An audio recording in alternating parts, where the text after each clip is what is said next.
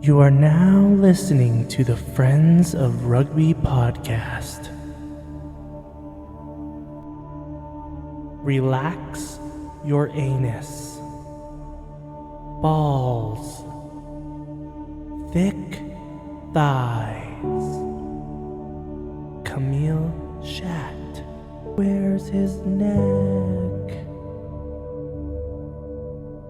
Eddie Jones. You're fucked, mate. We're nice now. 3, 2, 1. We are recording. We are live. Hello, friends of rugby. Eddie Jones. Are you ready? I thought we were just doing that for the testing. I didn't know we were going to go into Gregorian. Just warming up, mate. Was it Gregorian? Gregorian chant. Yeah. Polyphonic singing. Something like a good Gregorian chant in the morning. Yeah, get your lungs warmed up. Friends, you're listening to the Tired and Sore Friends of Rugby podcast this morning. Yeah. Every single part of my body hurts right now. You look fucked up yesterday. Just like we had a line out and we was like, Steve, you got to get back on side for the line out. And you're like, yeah, I know. And then as you're walking over, everyone's like, come on, Steve, come on, we're having a line. I was like, fuck off, I don't care. And I yelled at the ref, I was like, that clock's running, right? I was sick for 2 days. Yeah. I got food poisoning. Yeah. And Saturday morning, I started feeling kind of better. So I was like, you know what? Fuck it. I could play like 20 minutes. I'll come in. I thought we had like enough players. I kind of alluded to the fact that we had like several subs as well. Kind of gaslit me. I feel a bit bad because we did, and they did bail last minute. And it was like plus 35 degrees out. The weather was the main thing, wasn't it? And smoky. Yeah. And it wasn't safe to play in that weather, to be honest. And Leduc is a big team. Yeah. And I was just I was looking and then no guys were showing up. So I was like, oh my God, I'm going to have to play this whole game. In front row, in 35 degrees. And I'm completely gassed in the warm up. Yeah, I'm like dizzy. I'm feeling dizzy and nauseous in the warm up. So I was like, this is going to be. So it was literally the worst game. Yeah. Like I was just. It looked miserable. I was just praying for it to end. So yeah, when I moved to Canada and I played a game of rugby, it's a summer sport here, right? In Alberta, not in the rest of Canada. But which is, there's a good reason for that. It's too fucking cold in the winter, right? Mm-hmm. And we played a game in 34 degrees a couple of years ago. And I think I was playing at 9 or 10. And this 10 had my number, right? I'm pretty old now. And he was just stepping me and I was clutching at air, like falling on my ass. But the heat, like, running in this is bad enough. But making tackles in this, then getting up. And it just doesn't end, does it? It's miserable. People are kind of shocked when they come here. Yeah. Because it gets cold.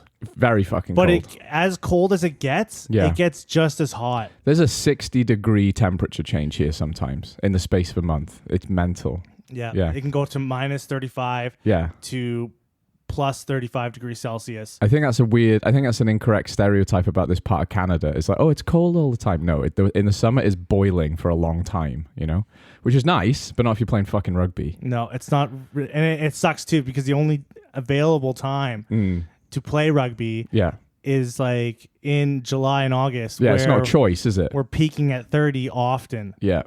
And then it gets into snow. Yeah. It just goes straight into. It doesn't even get rainy. It just goes straight to frost and snow. I feel bad for you guys playing rugby in like a rainy September day.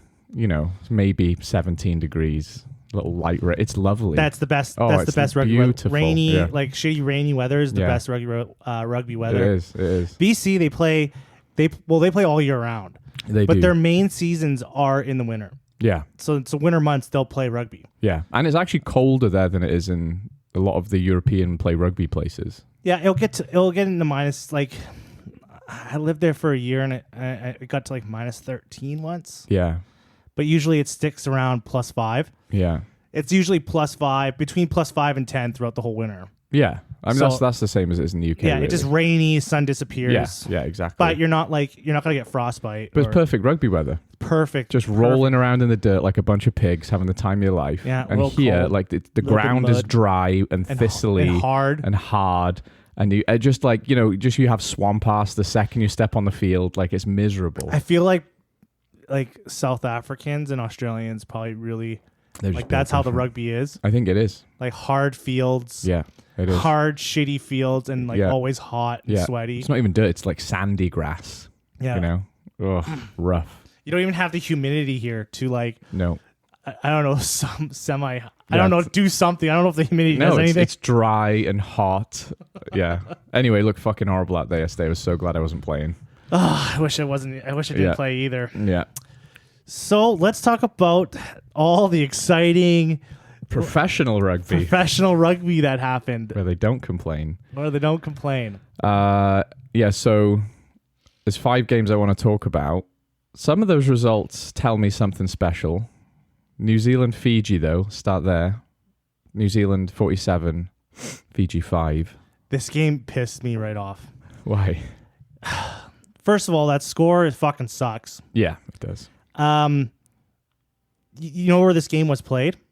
In Fiji, right? No. Oh. No. I thought it was. Never mind. It's played in the States. It's played in California. Oh, right. Yeah, sorry. Yeah. So you have this, like, you're trying to sell this game to Americans. And they had actually a good crowd, I saw. Yeah, it was like 33,000 people showed up. Really big crowd. And you're trying to sell this game of rugby to Americans, and then you bring this, like, 47-5 lashing. Yeah. I was like, fuck, guys. Like, this is embarrassing. Like, this is not, like, because Americans are not, like, when it comes to sports, like, I know, like, around the world, people don't think of, like, Americans and intelligence and stuff like that very often. But when it comes to sports, Americans are not idiots. They love their sports. And they know how to sell a product in sports. They know how to sell a product, and they love sports, right? They do. So very much like me, they're going to look at that and be like, what the fuck is this? Like, why? Couldn't agree more. This is like if your friend is a chef, and you take him around beans on toast for dinner, and he's like, what the fuck is this? Yeah. I'm a professional chef. Yeah, it's cool. The All Blacks are there. I think Fiji's a good team to have there too. Yeah. But like the competitiveness wasn't there. It was just such a bad call. Like we should have more union games in the States. Should have them. Bring the top of the top. Bring like 2 teams that are going to go to war with each other. And that's the problem here. I think it was a bit silly having New Zealand go against a team who they're not going to have competition with. But I think Fiji let us down a bit because they've been threatening to improve now. You know, they seem to have sorted out their discipline. They have a professional side. Lamani was playing pretty good at 10. Finally, they could kick points. And for them to capitulate against a New Zealand who's still in development is disappointing. I thought New Zealand would win. I think it was just a big missed opportunity in front of 33,000 people. Totally agree. It was on TV. Yeah. Like, this was a missed opportunity. You could have had like a thriller. Yeah. You know, in California. Yeah. And it would have made some news headlines. Draw people in. Because rugby's got a long ways to go. Yeah. In the United States. Globally, yes, but especially in the United States, like just making itself like it's so like rugby is so like it is also like one of the fastest growing sports in the United States, but it's so much lower than so many other sports. Yeah, it's like on the tier list of sports in the United States, like rugby is like below some fucking darts. It's probably outside the top 10, isn't it? Comfortably. Oh, comfortably. Yeah. There's probably like tennis is above it. Like there's probably like cycling is probably above. Rugby. Yeah. There's probably a ton various Olympic sports. Yeah, there's a ton of like sports that shouldn't be above it are above it. Yeah. So it's just like I saw that game, I was like, God, fuck guys, like because League will come out and put they'll come over there and put it on Thriller. Yeah, they will. And Americans will love that shit. Oh, they would. Right? Yeah. And like they appreciate like they appreciate competition. They appreciate tight games because like this game right here, like I bet you if you go into the New Zealand like newspaper, like game of the year, performance, what a game! I was on the edge of my seat the whole time. Yeah, they're gonna be really complimentary to Fiji. You know, we know this Fiji team's getting a lot better. All this kind of shit, and you're like, no, they're not. Yeah, we're really proud of this Fiji team. Shit, all patronizing bullshit because they love thumpings. Like they love. Oh yeah, they just love winning. They don't care against who. It was like the YouTube, the All Blacks YouTube, the final 10 minutes. They have these final 10-minute segments.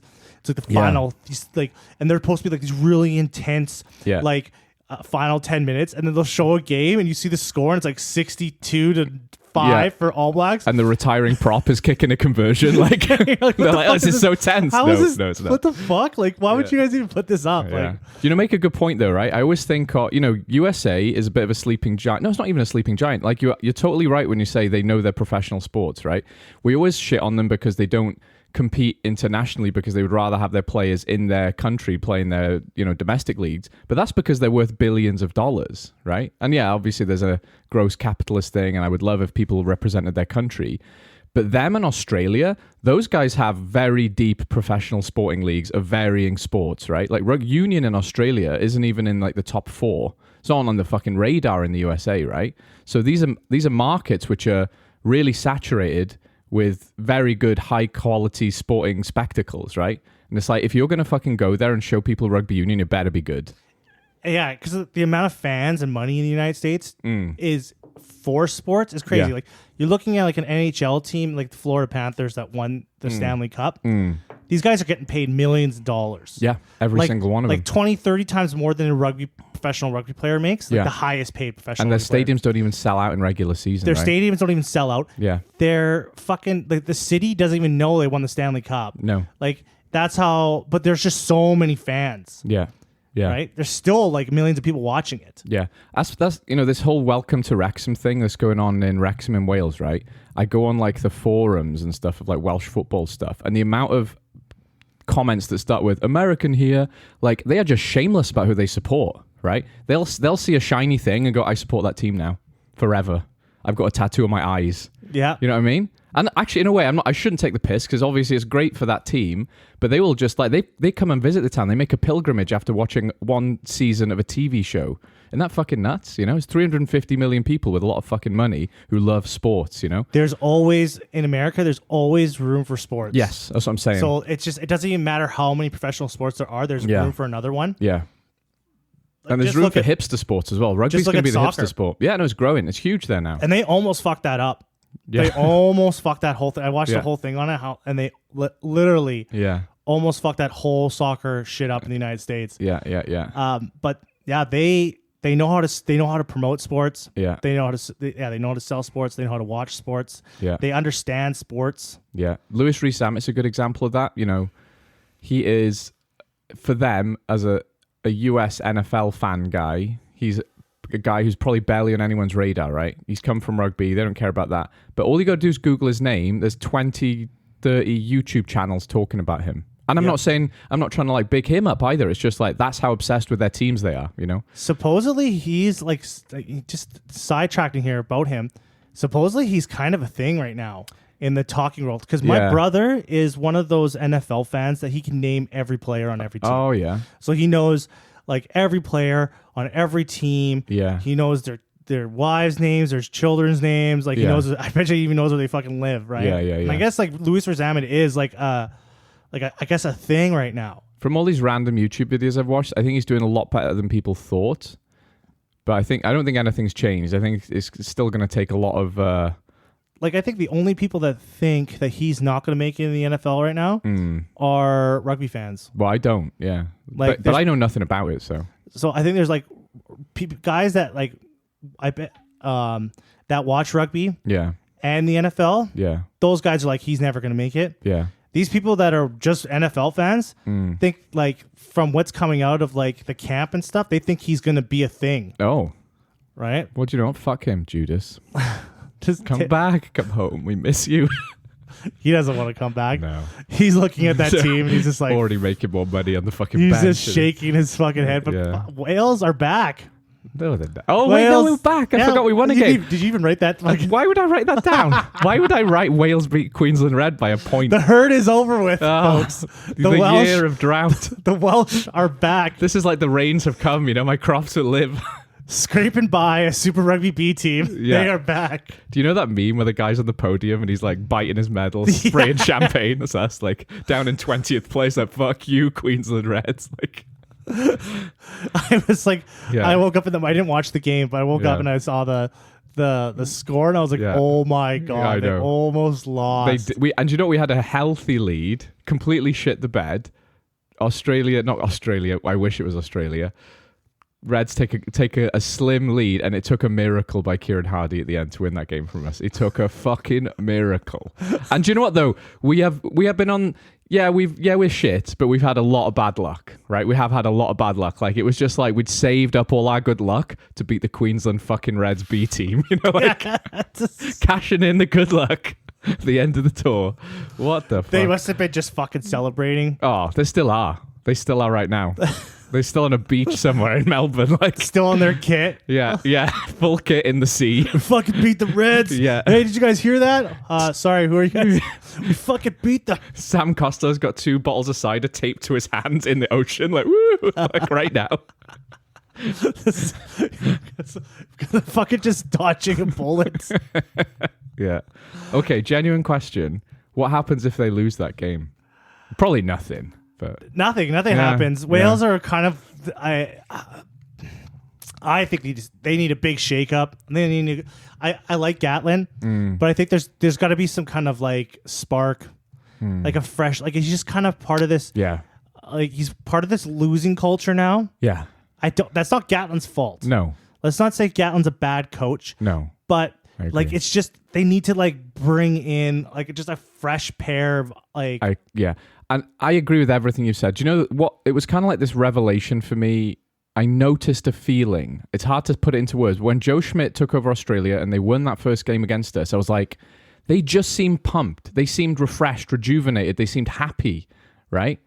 And that's what we need in Wales. We need to be happy, right? We need and that's not coming from Gatland as like, hey, he is a good coach. We can't afford his payout and he can't go anywhere now. But you're right. Like we just need like, I know what it's like coming from a losing team. yeah, Because my rugby team loses a lot. yeah.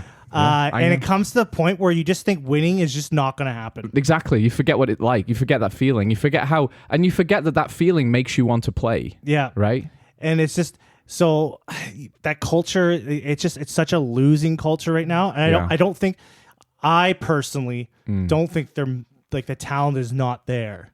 I just think the whole system needs like a big confidence boost. Yeah. Yeah. I completely agree with what you said. Because you have they've lost a lot of games, but they've also there was games I thought they should have won. I thought there was in the Six Nations. In the Six Nations, I thought there was games they should have won. I thought they got some bad calls. Yeah. We have had some bad luck as well. But yeah, I mean, everyone does. Bad bounces of the balls, and they could have beat these teams. Like if they would have won that England game, which I thought they should have won. Yeah. We would have been talking about a different, because they would have beaten England, and if England would have still beaten Ireland, that would have said a bunch about Wales. Yeah, we'd have had that whole rock paper scissor thing discussion going on, wouldn't we? Regardless of rankings. No, I completely agree. Like, it's just it really is fine margins, and I do agree the talent's there. The talent isn't as good as we've historically had it, though. We were really spoiled with the last 10 years of Welsh rugby in terms of the talent we had. You know? What they shouldn't have done, we were talking before the podcast, was they shouldn't have went to Australia. They should have done what Scotland's doing. Which is, I do want to talk about that.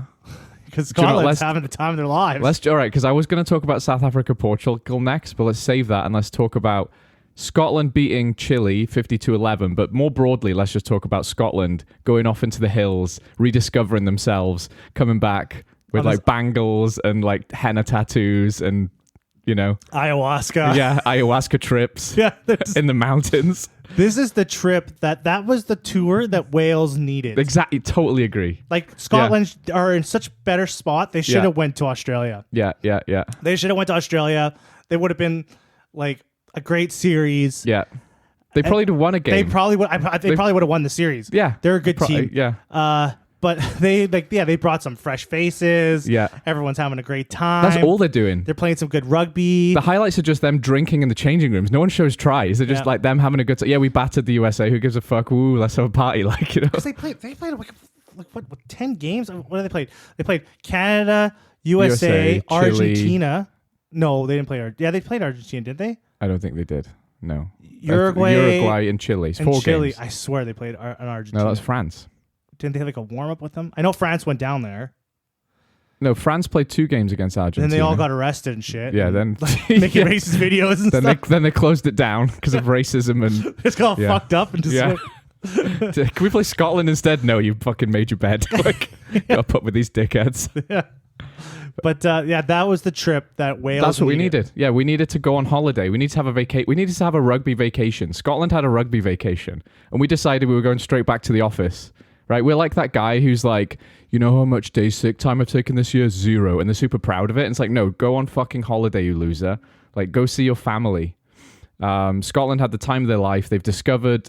I don't know if they've discovered new talent, but they've definitely given young guys international experience. And I don't care if it's against inferior opposition. It matters, right? It does matter. Yeah. And just bonding matters with like you're bonding with Finn Russell, drinking Monster Energy drinks in a nightclub. Like that's important for a Scottish player, right? Like you can give some top players a break in Wales, and you can take a bunch of kids. You can. And I know they have kids already, but you can even take young kids. Our confidence is so shot, though. And like we just showed up shaking and nervous, put some kids out and lost the game, and everyone would be like, Jesus Christ, we lost the USA. I think the bonding that the Scottish probably got out of this tour is invaluable. Priceless. Totally. And we did that in Wales, but it's bonding with fucking losers, isn't it? Like, yeah.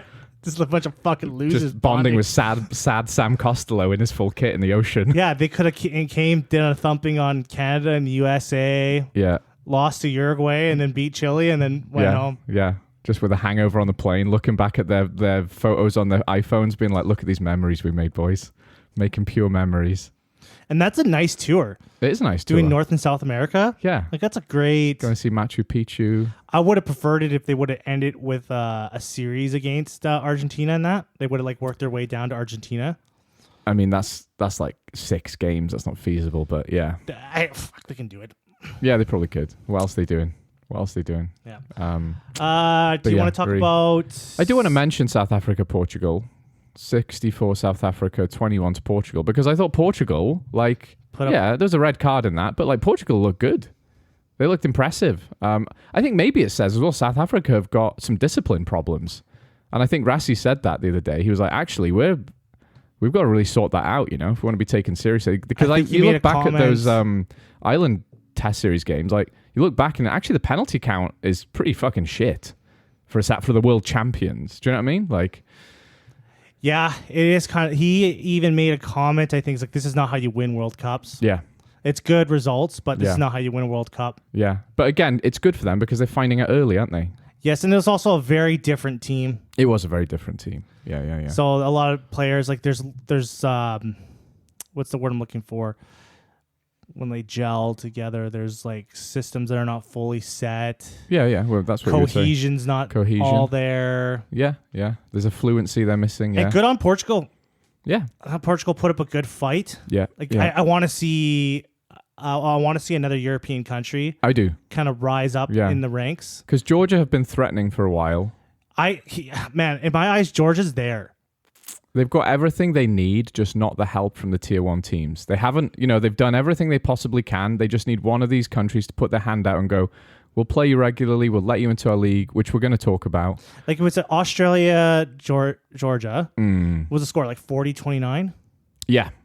It was, I've got it written down, 40-29, yeah. Yeah, that's on a tier 2 score. No, that's a competitive game. That's not a score from a tier 2 team. That's a competitive game. It needs to... The thing about... This is the thing, too.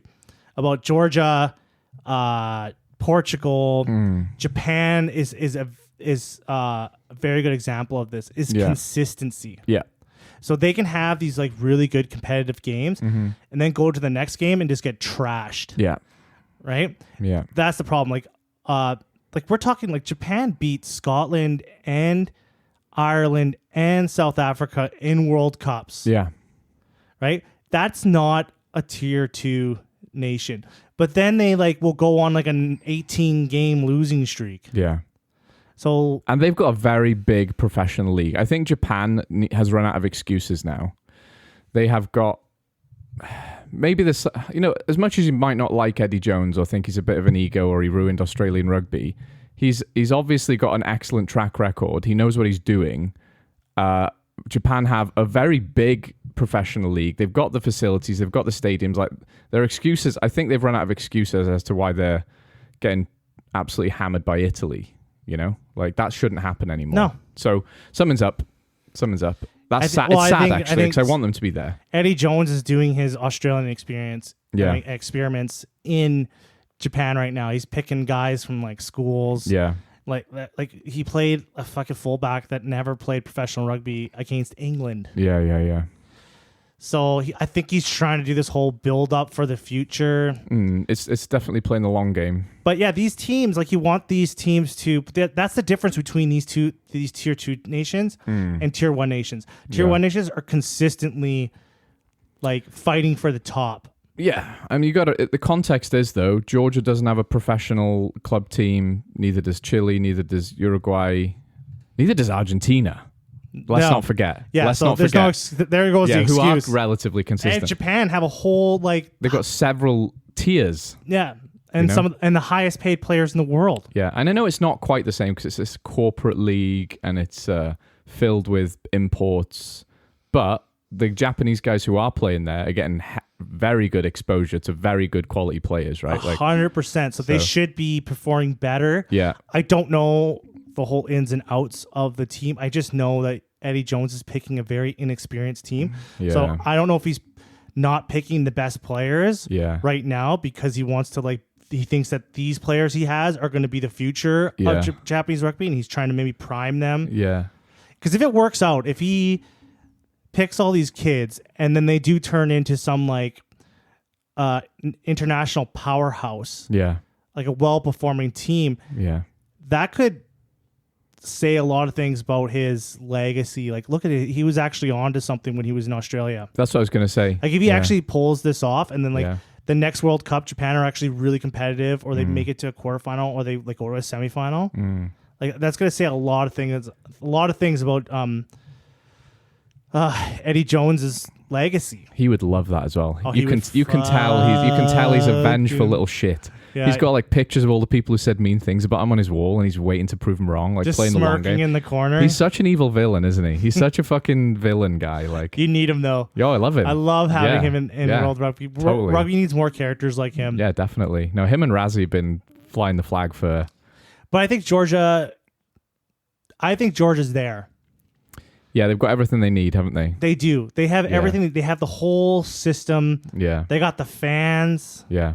They have everything to be like. I think they're just waiting for an opportunity. So let's finish talking about. I want to talk about the box. Okay. A little bit more. Okay. Because there was something I was thinking about. I was like, okay, the box just went from the URC. Yeah. So they've been playing in the URC. Yeah. A lot of them, not all of them. Then they had to go on the summer tour. Well, the summer tours, like they had to play the summer tour games. Yeah. That was 3 games. Yeah. In a couple weeks, they're going right into the rugby championship. Yeah. Then they go right back into the URC. Yeah. Like, where do these guys get a break? And they already look kind of tired. Yeah. So I was thinking about the other day. I was like, these Boks are playing like all year round. Like, some of these guys will not get like. Etzebeth is playing in the URC, so he's going from URC summer tours, rugby championship, back into the URC, into autumn internationals. Yeah, he'll be playing. We saw this with Wales a few years ago. Sam Warburton's a really good example of this, right? He basically, and Alan Jones is another good example of this. He basically stopped playing for Cardiff, Warburton, and Alan Jones, he'd play like 3 or 4 games for the Ospreys. And he'd play well because he loved his club, and so did Warburton. But they just sort of tend to, and the same was true with Johnny Sexton, right? How often did he play for Leinster, right? In the end, it wasn't that often. And when he did, he was good. But they do tend to wrap their big guys in cotton wool because they know when to bring them out and how to use them. Wasn't Alwyn Jones like that too? No, that's what I said. Alwyn Jones, he did not play a lot for the and he loved the Ospreys, man. He has over 200 club appearances. Like, he loved that team. It wasn't because he didn't want to, his schedule was just punishing. Mm-hmm. And I think rugby is one of those sports where the international game is more important than the club game. That's not common, right? No, that is not. not common at all. But the problem is now the club game is getting, we're finally at the point where professionalism is really here. Professionalism happened over 20 years ago, but it's finally at the point where money talks in rugby. We've seen that in all the other big international sports where money is more important than what the country is producing. Yeah, because if you go to other, especially like in North America, the only big international competitions for these professional sports here are amateur level. That's what I'm saying. And they can't exist together. You cannot have, to be honest, international professional sport and club professional sport coexisting. They don't exist together well. Otherwise, this is what we're seeing now. They're fighting for every inch. Well, what's going to happen is, I think it's not totally dire because there is a system in place. Like, these unions are taking these professional players. Yeah. There's a relationship there. Yeah, that's true. As the money grows, the money that these unions are going to have to pay for these players is going to become astronomical. Astronomical, where like they're gonna have to front full bills. Yep. Like if my guy who plays for my team gets injured for playing for country X, like I need reimbursement for that. So these countries are gonna have to foot the bill. Like for that. Yeah. So that's the only thing. And that's a danger though, isn't it? Because that's what happens in other places. Like in the NHL, I would love it if there was like a real NHL World Cup. It exists, but it's not really that, is it? No. They don't let the players leave the NHL to play for their countries. It's tragic, actually. And that's because these guys who own these teams in the country, in the US and Canada, where they're private businesses, they can say, no, fuck you, we paid for him, we're not letting you have him. And that happens in rugby, right? England and France will not release international players outside of international windows. They'll do it for their own countries. They'll do it for French and English players. They also really fuck over the tier 2 nations too. And that's what I'm saying. Wales get fucked over by this, right? Because we're not allowed our players to go on these extra little games to play South Africa at Twickenham. And yeah, you might cynically say it's just to make money. And yeah, it is. But we fucking need that money, right? We don't have the money of France and England. We need that money. But it's suspicious that like England will let the England players go. It's not suspicious at all. It's their league. They can do what the fuck they want. Yeah, because the England players are all in Japan. Totally. Yeah. The top guys are playing there. And I'm not saying that's their problem, right? It's of course they should be able to do that. It's our league. We'll decide the fucking rules, right? But it means that the smaller countries do get shit on a bit, which is what Ireland and New Zealand have, where they've got this embedded system. It's magical, right? Because they can totally pick and choose when and where their guys play. They're so in sync. I think that since those two systems are proving a point, there, I think like you're gonna see that in the future, like Ireland and like the countries that have those systems are going to be at the top of the table. Totally. If Ireland had double the population, they would be at the point now where it would be rare that they lost a game, just because they would have the depth as well as the resources. Because what they've got is the structure and the resources. They just don't have the population depth to produce that much talent. And they still produce a ridiculous amount of talent. And you got to think about, too, like, especially with Ireland, like their top athletes aren't all going to rugby. No. They're playing soccer, Gaelic footballs. But you really could say that about South Africa as well. Look how many rugby players they produce. And it's not even the biggest sport, right? It's not even close to the biggest sport. They have like 1 billion registered players. Yeah. That's what I'm saying. Imagine they have Ireland. A quarter of Ireland playing rugby. It's much.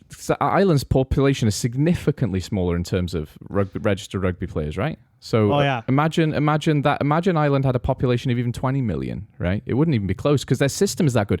New Zealand's an excellent example. 4 million people, and they just have this constant stream of talent, and because everything's so well synchronized, they can afford to let their best guys go and play in sabbatical years in Japan. Yeah, Moanga, go have a year off, mate. Go enjoy it. Because everyone's playing rugby. Right. All their top male or female potential is going to play rugby. Yeah, exactly. Yeah. It's like Canada with hockey. Yeah. All the guys that like are going to be good at sports. Are in hockey. Yeah, they are. But that's the sad thing. Those guys don't get to play for their country. They have to go, tragically, get paid millions to go live in Florida. Very sad. And it's even like worse here too, because hockey's super expensive to play. It is expensive. It's a very expensive sport. So Canada is not even getting like all its potential talent because there's a ton of kids that just go off the wayside because they can't afford to play hockey because it's so expensive. Yeah. So you're not even talking about a few hundred. You're talking about like thousands and thousands of kids. Yeah. So and then like that's the benefit. The benefit for rugby too, because you just need a ball. Yep. And you're playing rugby. Yeah. So the accessibility of rugby, especially in a country like New Zealand, you can get everyone playing. Yeah. Because But anyway, what were we talking about? We were talking about how the Boks are going to be fucking bagged. Tired as fuck. Because they're playing the South African players, the top guys, are playing all year round. Yeah. And I don't know how sustainable that is. No. They're going to be bagged by the time they get to the autumn internationals. They really are. And I think their depth is good. But if it was another country with that schedule. I don't know. People just keep saying their depth is good. They have a core team. They have a core. Like South Africa has a core team that's really good. Yeah. And they're not even like incredibly like amazing. Like they still lose games. They scrape by games by 1 point. against very good opposition. Though. Yes, but that core, they're relying on a core group. Razzi's built a core group of guys that can win games. Yeah. If that starts crumbling, we've seen what happens. I've seen their injury list. Was it Mossad got a broken leg? That injury list from that last island test was pretty horrific, actually. I'm pretty sure I don't know about the rugby championship. They might still have a little spunk for that. But when it gets to the autumn internationals and they have to come to Europe and play, I think they're going to have a rough go. Maybe. I already thought that New Zealand would win the rugby championship, but now the things we've talked about, that fatigue and those injuries, I think it makes it easier for New Zealand now. And New Zealand started on the right foot. They've won 2 games. They've won 3 games in a row. Yeah. So Scott Roberts building that winning culture. Yeah. Because there's a lot of players that are in that All Blacks team that have been like losing a lot of games. Yeah. Right? So that dominant culture was kind of dissolving. So he's kind of like trying to build that. He's having that fresh start that Wales kind of need. Fresh start, winning some games, getting some winning culture going. Why didn't we go on an ayahuasca trip to fucking South America? So stupid. Anyway. Black Lion, though. Black Lion wants in the URC. Yeah, so we were saying Georgia is like banging on the door. And everyone's like, get rid of Wales from the Six Nations. Get rid of Wales. You can come, Georgia, the new cool kid in town. Like Wales Wales don't add anything to the Six Nations. It's been so many years, and they just must have been a long time since we won anything. Yeah, long, it's been so time. long. I can't even remember. And they it's just been consistently no development. Yeah, with them. We've been stagnating for 20 years. Since they let us in. I think you guys played like 100 and something, 200 Six Nations games. Never won it 13. once. Yeah, totally. Most wooden spoons. Fucking hell. Wait, is that Wales? Yeah. Kind of confused here. Yeah. But no, Georgia. Yeah, like I agree with you. Like they're doing all the right things. They're ready to join. They've put on their suit, they've shined their shoes, and they're just like knocking on the door. Can I take your daughter to the prom? And the Six Nations is going, no, but we'll let you have Black Lion in the URC. How about a compromise? You can take my... I think it's a start. I think it's a big deal. It's a big deal. And let's not forget, Black Lion joined the lower tier European Cup and beat the mighty Scarlets. Do you remember that? Yes. So they can win games. Well, how do you feel? How do you feel about having a black? Because I know you have a lot of things to say about the URC. Even though I think it's the best league, the rugby league, it's going to be all URC is going to be the whole world. It's just a mess. It's just a fucking mess, isn't it? I think I really, regardless of my feelings about how much of a freak mutant the URC is, I love that Georgia are allowed to join. I love that because I want Georgia to be good. The URC is very much like an American league. What do you mean? It's just teams from everywhere. Like, look at the NHL. Like, was it Oilers? Yeah. The Oilers and fucking the Panthers was like a 4,500 kilometer difference. But you're used to that. Yeah. It's because it's league, it's sports, it's like the big times. Sport in the British Isles was historically, until very recently, you go down your local club or you pop over to the next town to watch a game, right? Yeah, and then the fucking All Blacks would come over and beat the shit out of you guys. There was no growing. We don't care. We just get excited they're in town. Now, like, everyone's beating everyone because everyone's playing each other all the time. I know, times have changed. I get it. And I think Georgia joining is excellent.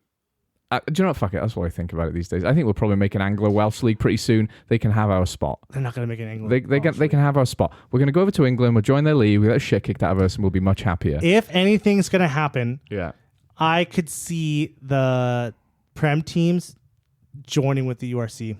You can't just have a global league of rugby. Sure you can. Why can't you? I think it's kind of dumb that they already have these like multiple leagues. Like, I think it's a weakness. It should be all one thing. Yeah. If it was all one league, there's just not the money or the logistics for it to be.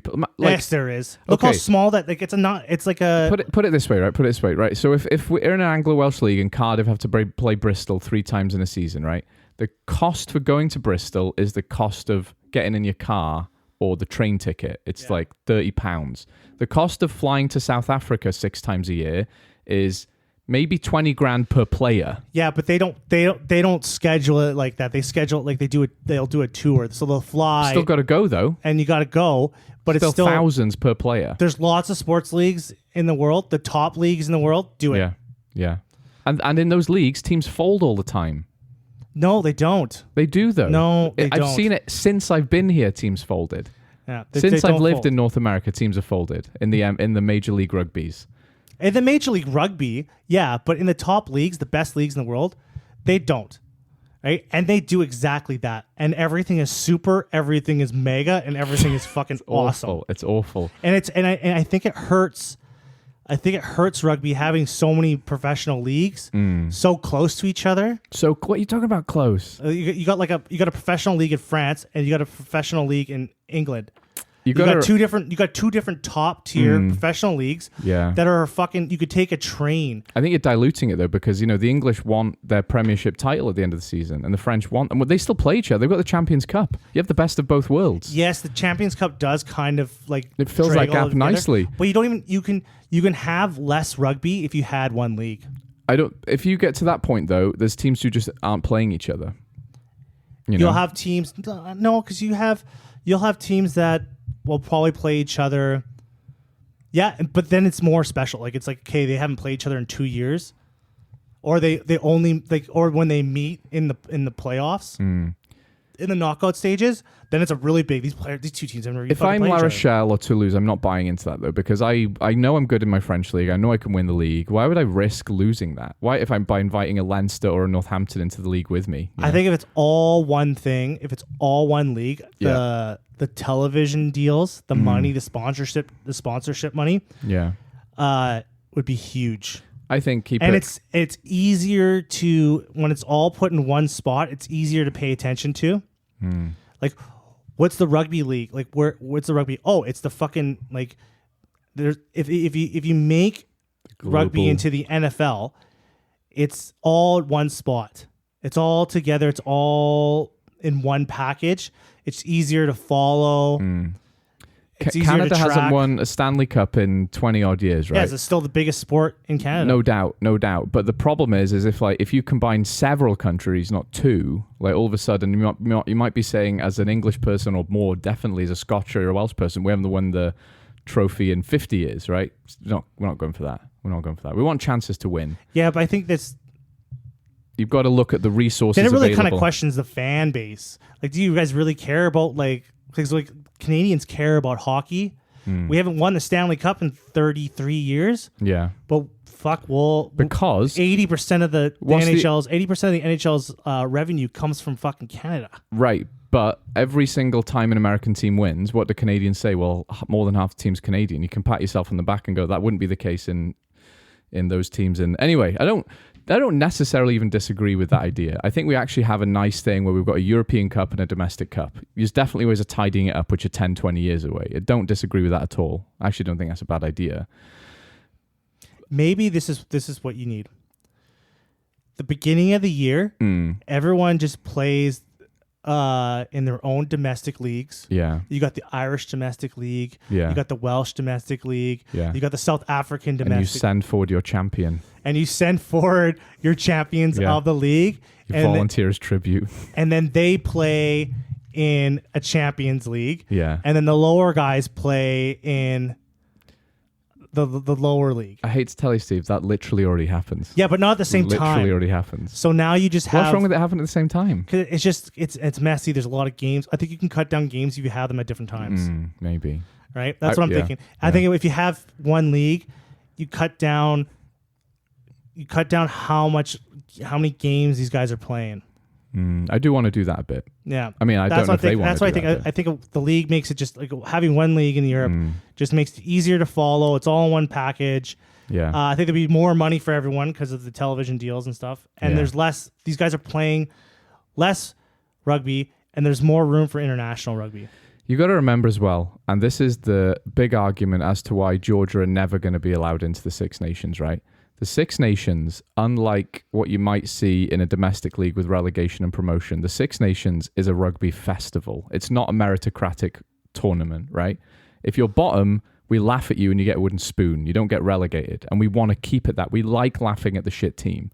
This is a cultural thing, not a competition. I mean, obviously it's about the competition, but this was never anything to do with who's the best in Europe of all the countries. It's about a gang of cool kids who play rugby, who get together and then they laugh at the shit one and they promote the good one. You know, that's what European sport culture is more about. It's more about a festival of spectacle. In North America, you even can tell in the commentary. You watch a North American game of sports, they're obsessed with the statistics, right? This guy has worn this pair of shoes for the 20th game in a row, or this guy's thrown 98% pass with this left arm from this position of the field. That doesn't happen in European sports. Like we want like poetry in the commentary, you know? Yeah, that's something I totally agree with you. It's something I can't relate to. Yeah, and I think that's the difference. It's a culture clash that's going on here. Yeah, there's definitely like some feels that I'm not feeling. And likewise, right? Like I just still can't get my head around a sports team in Florida that plays hockey and wins. It doesn't make sense to me. It must have been like fucking shit show when Italy joined. Yeah, like I don't remember really. I was a baby, you know, like when Italy joined when they became the Six Nations. I bet you that was pretty contentious. Can you imagine? You know, rugby traditionalists are bad now. They must have been worse. Like those boomers, just like what the fuck, Italians? They're letting the fucking Italians in here. The Italians in what's this? You know, like what are they gonna be fucking smoking? And yeah. Do you know what I mean? Though it's like we're very traditional. We love the cultural aspect. But it's the thing is that since the game has grown so much, that competition means more globally now than it ever has.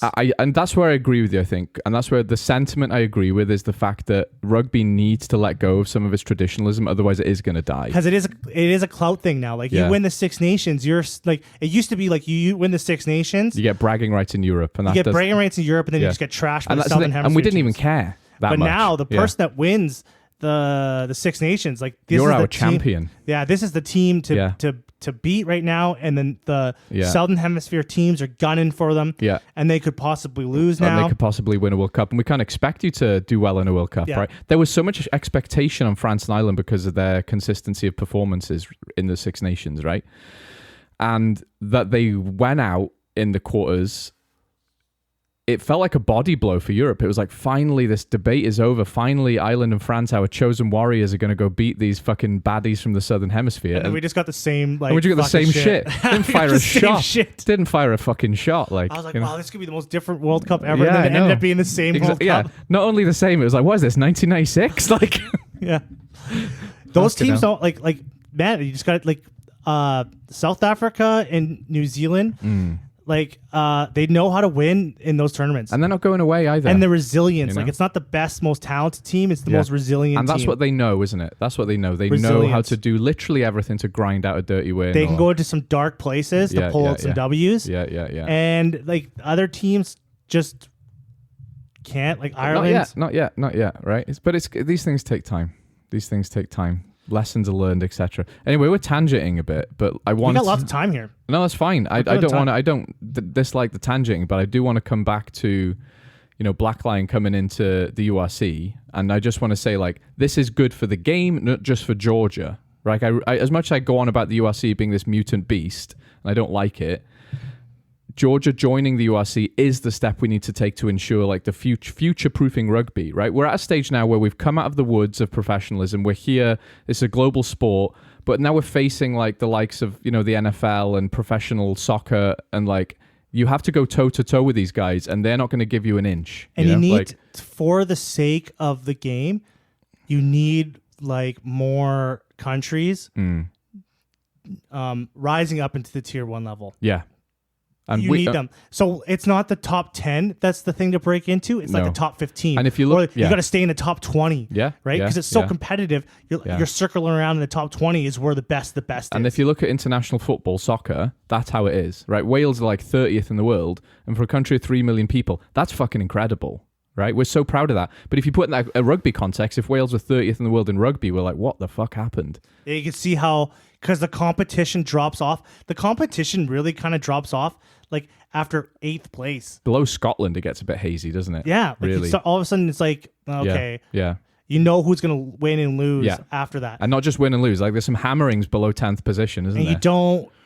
You don't want that. You want Portugal to, like, rise up there. Yeah. You want Spain. Yeah. You want fucking Germany. You want the Netherlands to be at the big table. You want all those European. Like, I don't know why they're not targeting these countries, like, more. Well, I think what Super Rugby did by bringing Moana Pacifica in and Drua, the intention was to finally pay it back a bit, help the Pacific Island teams Fiji grow. So it's disappointing that Fiji lost to New Zealand, but we always take the piss out of them. I always say to like Australia, New Zealand, oh, you keep poaching these guys. But the truth is, in Europe, if you look at the French domestic league, there's a fuckload of Georgians in there. There's a lot of Portuguese players. There's a lot of Romanian players. So by doing this, we're finally deservedly paying them back and going like, actually, it's not even France doing it. But, you know, at least in Europe, Georgia have a seat at the table now. And then when they start to play regularly against tier 1 nations, then we can hold them to a standard, right? You have your fucking professional team now. Show us what you can do. You know what I mean? Because Argentina have been doing that without any fucking help for years, right? Yes, that's why they're the best rugby nation in the world. They really are in terms of punching above their weight, right? Because they don't have a professional team. You know? Yeah, if they hands down, the best rugby nation in the world is Argentina. Yeah. For what they've accomplished Yeah. and what they have, easily. They were, you know, because they were always in that periphery, like Canada, like Romania, where everyone respected them. Japan's another one. Everyone respected them because they pull off some wins in the 90s, but they just fell. Now it's gone professional. Argentina are the only team in that situation who've stayed in the fight, right?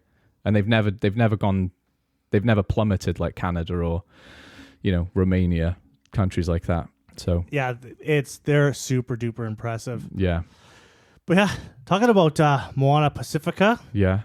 Big news. Big signing. news. Yeah. Artie Savea. Yeah. Best player in New Zealand, I think.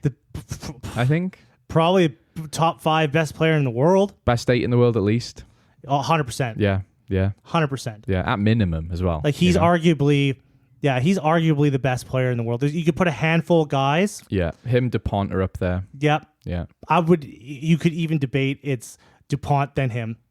And then I might put Tyg Burn in that as well. I like Tyg Burn a lot. Tyg Burn is up there for me. He's probably debatable too. Yeah. But Artie Savea, like this guy, like changes games. Yeah, on his own. Yeah. Why is he going? Why is he going to Moana Pacifica? I don't know. He probably wants to, you know, be with his boys, be with his bros.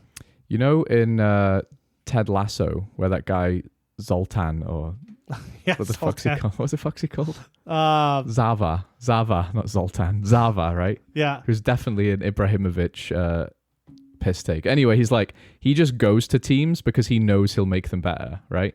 He swoops in, wins them some championships, is a bit weird, then leaves. Surveyor's that good. If he stays fit, he'll go to Pacifica and he'll just raise their game so much, you know? And they're not terrible right now, but obviously they're not winning anything. So I think him going there is a bit of a statement that he wants to give himself a challenge. But one other thing I did want to say is I was just saying a minute ago how the Kiwis are sort of, and Super Rugby are sort of paying back the favor to these Pacific Islands, which historically have given them players from their countries. But, you know, Moana Pacifica is still based in New Zealand. They are still kind of the new Super Rugby team in New Zealand, aren't they? You know, there's some different rules around them. Well, they don't even have an official home. Right. And the intention is for them to help out like Samoa, Tonga, right? But they're still based in New Zealand, you know? So it's not like he's leaving the country or anything weird. But I think it's cool. I think it's great. No, I do. I can't think of anything bad to say about it. Maybe I'm looking for drama. Yeah, I don't know if it's official. Like I think it's just like a strong. Oh, is it a rumor? A strong rumor. I thought it was official. Okay, never mind. Yeah, but I could see it happening. I think it's going to happen. Yeah, why not? That's a fun one. It's not even that dramatic. How are we going to complain about it? That's just fun.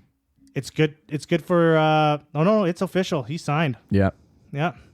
He has signed with Moana Pacifica for the 2025 Super Rugby Pacific season. Nice. And beyond. Nice.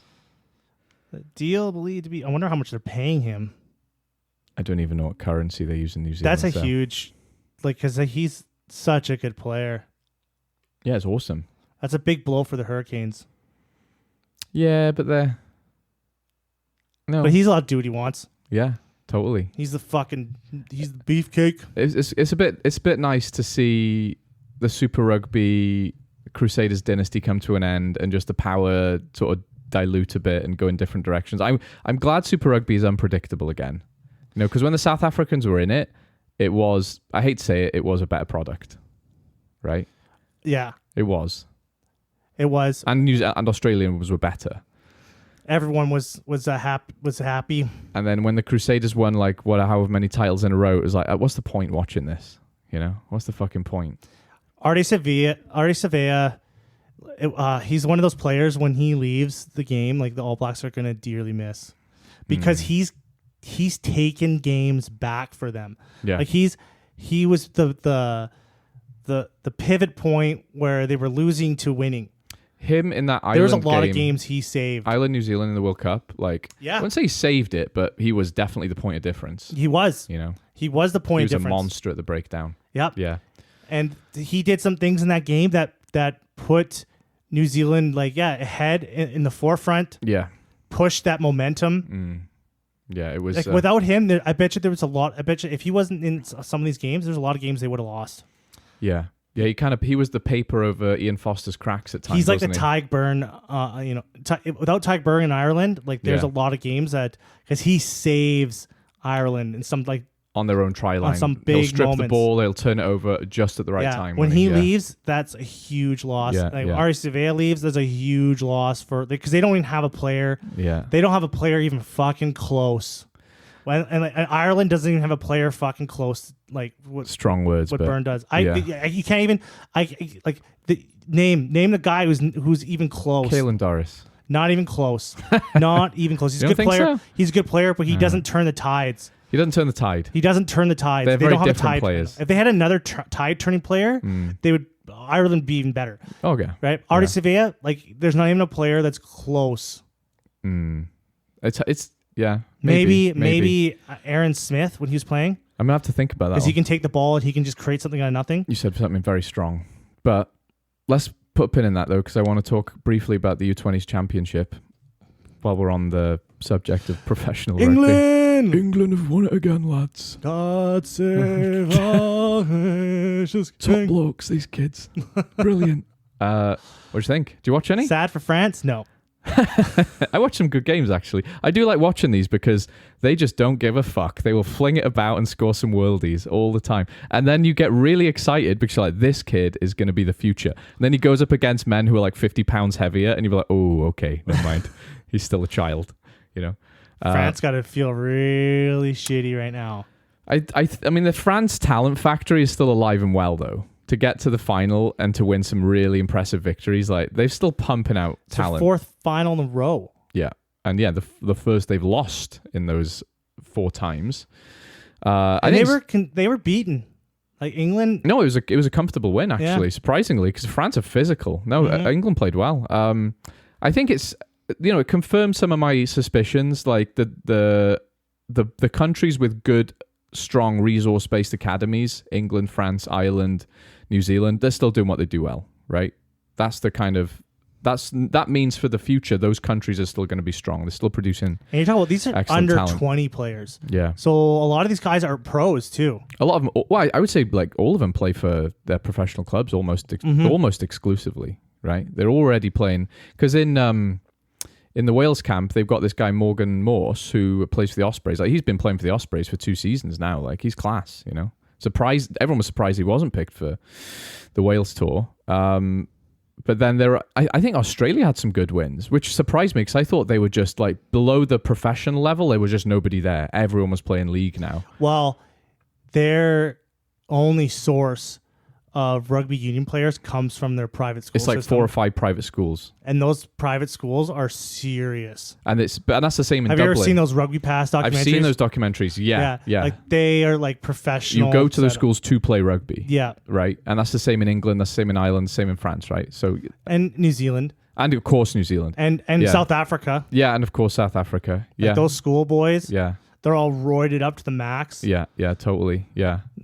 Oh, fuck. Stop making me agree with things I don't want to agree with necessarily, but are probably true. But yeah, I don't have a great deal to say about it. It was a decent competition, and I think a lot of the world order hasn't shifted that much, despite a lot of talk about I think I missed out. Rugby's changing. I think I missed out. I didn't really pay much attention. I just kept looking at the scores. Yeah. And I was like, man, I really got to pay attention to this. There's some. I mean, that's why I love U20s though. The U20 Six Nations is actually really good as well because they just fucking fling it around, and you just see these kids who are pumped up, scoring wonder tries. You know, and some of them will actually make it professional level. Many will die. Well, most of them are already there. They're like the turtles on the beach, you know, in those documentaries. Like and they're all running to the and water. like seagulls are picking them off one by one, but one or two will be RD surveyors. You know, Yeah. RD surveyor turtles of the future. But it was worth watching. But actually, I don't have a lot more to say about that because the last two bits of news, RD Surveyor and the U20s Championship, were just kind of a bit fun rugby. Yeah. And have you seen, before we close up shop, have you seen all the shitty like British and Irish Lion teams like people are naming? I've seen a lot of There's drama. some shocking like. Okay, that's one take. Another take is, or are we just in a golden age of? It's not often that we have England, Scotland, Ireland, not Wales, to be honest, this time round, with as much talent as they do. Don't get me wrong, Ireland should be taking the lion's share, pun intended, of the players. But when someone included Blair Kinghorn in their list, I was like, obviously, how do we forget about this guy? And everyone was like, why are you putting Blair Kinghorn? He's fucking amazing, that's why. Yeah, just because he plays in France and you forgot about him doesn't mean he's not one of the best fullbacks in the world right now. Get a fucking grip, like. So, but there's a lot of drama, isn't there? There's a lot of fucking drama. What's like? Why are people so angry? A lot of fighting, a lot of biting. Yeah, Like, yeah. What'd you think? I thought that was kind of funny. There's just a lot of takes. Yeah, Right now, I'm looking at these teams and they look vastly different. yeah, but that's good, isn't it? I guess you changed my mind No, because I was just like, man, some of these people are like, what are they fucking thinking? no. There's like, cause Would you put Finn Russell in a British and Irish Lions team? British and Irish Lions. that's a really good question because sometimes I love him and sometimes I hate him. And like when he played for Bath and he rescued their season single-handedly for a while, I was like, that's why Finn Russell's Finn Russell.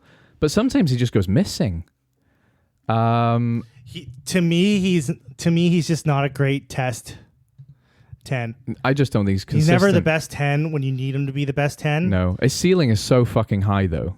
He's got the highest ceiling of any 10 in those 4 countries. Because he plays club. 5 countries. He plays club rugby and he shines. Yeah. He was the difference in Bath. Yeah, he was. And then he goes to Scotland and he disappears in games. Yeah. But And it's not like he doesn't have a bunch of talent there. No, but sometimes when he plays for Scotland, he has class. Would he be my starting 10? No. But I don't even think it would be Jack Crowley. I'd pick an English 10. I'd pick Marcus Smith probably. I just love Marcus Smith. I like Marcus Smith too. I'd probably pick... I really would. I'd probably pick Marcus Smith. Yeah, to go Australia where you want a running 10, yeah, I'd probably go Marcus Smith. Marcus Smith and maybe Crowley to back him up. I'd have Crowley as his backup. Actually, no, I would. So, no, I wouldn't. Well, you got fucking Owen Farrell. I think he's ruling himself out of the picture now. Well, I think he wants. He doesn't want to be tour. Daddy's little boy on the tour either. He does. Yeah, he totally does. Daddy. Can I play 10, Dad? Yeah, of course you can, son. No, Yeah, it's more like when they talk to each other, it's like, Daddy, can I please play? Yeah, you can play. Don't forget, Owen, we're supposed to be northern. Make Can sure I you get some sound bitty? hard in the Can I interview. get some bitty? Fuck off with that. Hey, Daddy, can I get some bitty? Off Andy Farrell's hairy nipple. It depends on how Owen Farrell plays in France. I'll probably make that decision closer. I don't even want Owen Farrell in the team. I just want Owen Farrell there being generally hard and mean. I kind of want on the field. I kind of want the father and son. Yeah, just hanging around, just being northern and angry.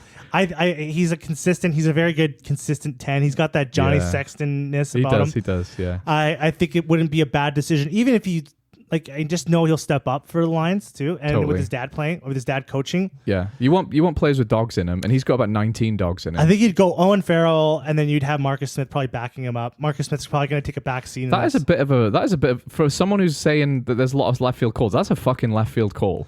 Because he's not even playing for England right now. Yeah, but he wants that Lions tour. He said he's available for Lions tour. He wants it. It's different between saying you're available and regularly playing for your country. And if he plays good in France, I think I can definitely see him being the starting 10. Similar argument for Courtney Laws as well, because he's only retired technically from England. I don't know if that's changed since the end of this season. And he's verbally kept himself open. That's what I'm saying. He's not ruled himself out of a Lions tour. And if his quality is still up there too, I guarantee he's going to be in the team. Yeah, he's one of those guys. If you played against him, I would just be like, I'd rather not play today. I see a lot of teams. It just hurts people. Yeah. Fucking hell. He's good. I've seen a lot of teams put the Schumann and Ferguson Yeah. as their props. Furlong and Porter as the props. I don't know Yeah. if that's like It's I've seen like the Scotland props have gotten demolished a few times. I think the reason people are saying that is because Furlong and Porter just look a bit tired at the minute. I think everyone knows their quality, but that Scottish front row is consistent and energetic. I've seen them get kind of fucking mangled too. That's the thing. And I think England and Wales just don't have the props right now, do we? You know? We'll see how that Finn Baxter kid.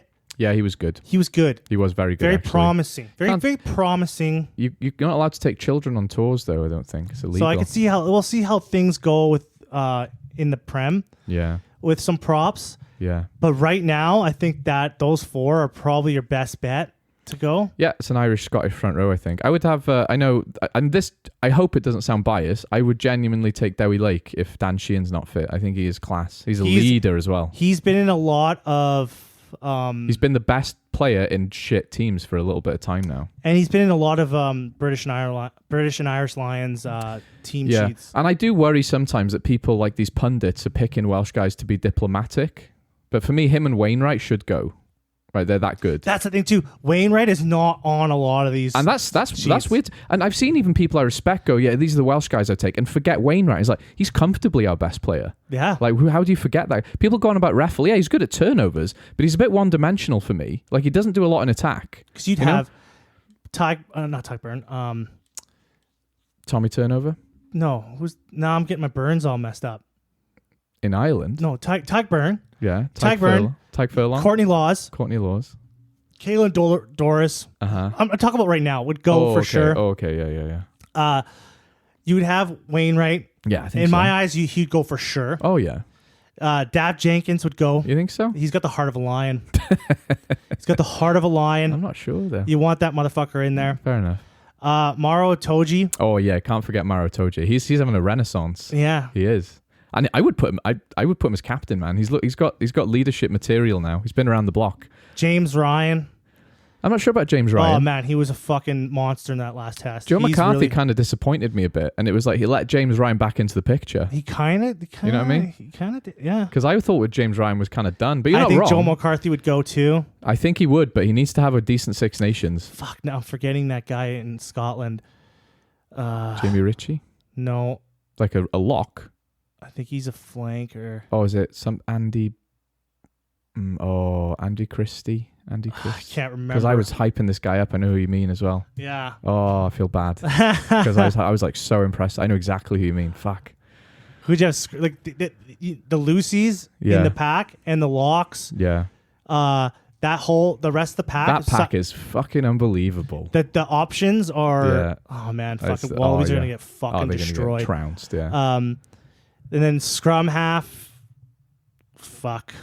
I don't know. I guess at Gibson Park. Gibson Park starting Alex Mitchell back up. I'd have. Oh, that'd be pretty decent, Yeah, actually. pretty. I don't think that's much of a. Yeah, I don't And think. center pairings. I think this is where Ireland are probably the strongest. Here's the thing. I wouldn't take Bundyaki. I know that's really mean. I know think that's really Bundyaki. mean. I kind of agree with you. Because I want pace. Ringrose would go for sure. I'd have probably Sione Tui Pilotu. Oh, and, yes. Hugh Jones is playing really well as well. It'd definitely be Scottish and Irish for me. Yeah. Because I don't think the English centres are all that right now. Tupilatu, Ringrose. Yeah. Hugh Jones I'd have. Robbie Henshaw's always good as What well. about Slade? No. I think he's playing pretty good. I'm getting a bit sick of these versatile England players, you know, the Elliot Dailies and the Henry Slades who sort of can play every position but not one position very well. So I want guys who are like, you're a fucking 12. But they like that on the Lions tour, don't they? They need versatility on a tour. And then the back three, you'd have England legend Faye Waboso. You would though. You would though. You have to. Why would you not? You have Oh, to. I know it hurts, but yeah, it's so true. Yeah, why would you I'd not? probably put him. I'd probably put fucking James Lowe. Yeah, it'd be James Lowe, no doubt. Yeah, he's There's another English winger. Johnny May. No. I mean, I know you're gonna say Mike Brown. I know you're gonna say Mike No, Brown. not Mike Brown. I'm Who's joking. he was playing in the New Zealand tour. Fuck, I forgot his name. An English winger. Yeah, the other winger they had. He was good too. Fuck. No, it's not Furbank. It's Stewart? No, he's the no. fullback, isn't he? I'm not a big fan of him. No, I'm not either. Fuck. He's new as well, isn't he? Yeah. Yeah, I know. I can't remember his name. I can see his face. He's pretty decent too. Yeah, England do have some good wingers. And then fullback, if Hugo Keenan's available, I bet you they'll just choose him. This is the problem that we're having. It's Blair Kinghorn, and if you don't say Blair Kinghorn, you're just wrong. No, I think Hugo Keenan is better player. I don't. Not anymore. Blair Kinghorn's definitely not a step down. No, I think he's better though. No way. And that guy's got Blair King Kong can kick as well. Blair King Kong. Blair King Kong. Blair King Kong. Blair King Kong. Blair King Kong can kick. Fucked up my words. Yeah, I'm taking that's Blair gonna King be. Kong. That's a debate. Like you can exactly. That's what I'm saying. Like this is a good thing though, isn't it? It's not. It's not like the media has lost its mind or is being biased. We genuinely have a lot of talent between particularly Ireland, Scotland, and England. Like I would go with Hugo Keenan, but King Kong. Yeah, Blair King Kong. King Kong. Yeah. I wouldn't be disappointed. No. I wouldn't be like, oh my god, you guys made a huge. I mean, we can mistake. agree they're both going though. Yes, you know they're what I mean? both going. They're both going. Yeah, and England have a problem at fullback. They just can't decide who they like, I think. Well, I think Furbank got injured or something. Yeah, and Stewart's a bit like I think Stewart would make a good centre, but he's just a bit one-dimensional at fullback, isn't he? Man, he's not like there was a big difference when he was there and Furbank was there. And not that I would take him, but Liam Williams has still got it. Whatever it is, he's still got it. Right, he's still class. He still wins turnovers weirdly for a fullback. So it wouldn't be a terrible pick just to have him there as a backup. You know. What's that other extra lock?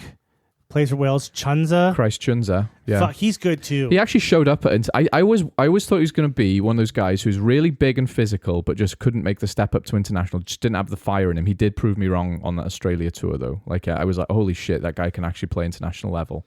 I think we can all agree though that the Wallabies are completely they're done. Fucked. Yeah, I mean, as much as I love their rejuvenation, I think they're going to get a bit of a hammering and a reality check in the championship, in the rugby championship. Sorry, is that what they call it? And then the Lions tour is going to be a bit like this Lions tour is going to be a fucking massacre. Yeah, I think this will be the most talented British and Irish Lions team to come out in a long. I mean, it's always unfair, isn't it? You're literally picking 4 very good rugby countries to go and play one. So that anyone ever beats them is pretty impressive, you know? So, yeah, Australia are fucked.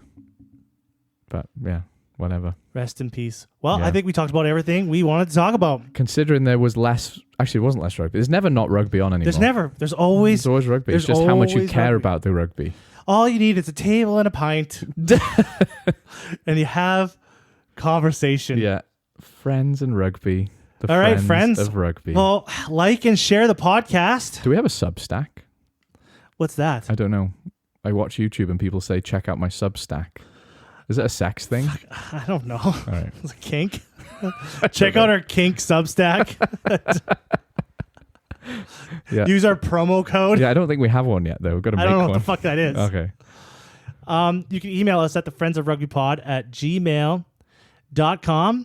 Catch us on YouTube, anywhere you download podcasts. We got some things in the pipeline, haven't we? We got some things in the pipeline. The podcast is going to be it's going to be growing and changing, becoming more exciting. Yeah, I'm excited. We're going woke. Full woke, guys. Yes. Let's go. We should do a full podcast where we try to be as woke as possible. I think we should. That'd be pretty great. I'm pretty woke though, so. Yeah. I don't even know. I don't even care about that. Like, no. Anyway, whatever. Yeah. Stick to the Substack. Anyways. Have a good one, folks. Have a good time.